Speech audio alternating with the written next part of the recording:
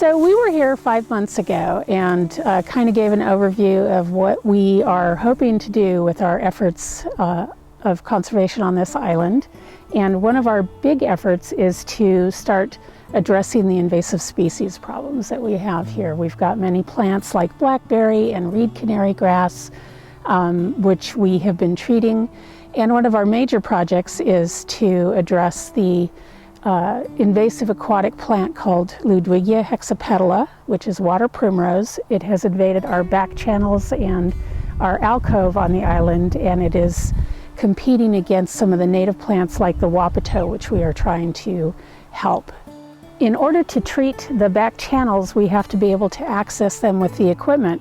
So our first real issue was how are we going to get the equipment down here, and these banks were filled with 6 to 8 foot high stands of blackberry. So we had to come in with the crews and hand cut all the blackberry and the 6 and 10 foot tall reed canary grass so we could actually access in here.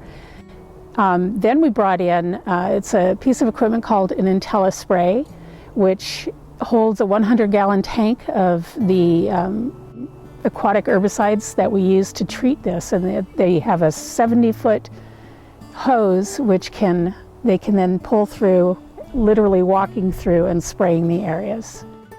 So one of our challenges that we're facing with this particular project is we not only have the invasive plants that we're trying to get rid of, but we have culturally significant native species that we're trying to preserve, and they happen to co-occur, which is going to make treatment difficult, because if we treat one plant and it's right next to the other one, there's probably going to be collateral damage. So we're devising ways to treat those areas that are largely pretty homogeneous stands of the primrose, and trying to avoid treating any of the areas with the wapato. In those areas where they're so intertwined, we're going to have to be a lot more specific and do more selective treatment. It's going to be interesting to see how it turns out, because we've really never had a site like this where the two species are so commingled. Wapato is a significant plant to the native tribes of the Willamette Valley.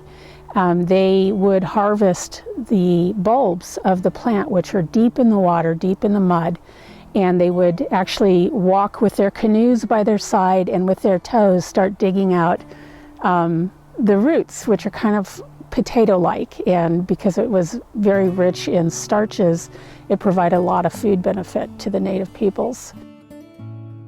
So we've walked into more of the interior portion of the slough, the alcove, and this is a good example of where it gets a little more complicated how we're going to treat, because you can see the primrose is popping up here and there right in the middle of all this amazing wapato. So we can't just do a broad spray of herbicide to kill the primrose without also impacting the wapato. So in here we're going to have to be a lot more selective and actually do spot spraying, where we just treat that one plant. It's going to be a lot more time consuming. This is a 5-year project. We don't anticipate getting it all in the first year. There's just no way. It's going to take us 2 or 3 years before we see the kind of progress that's going to be really marked.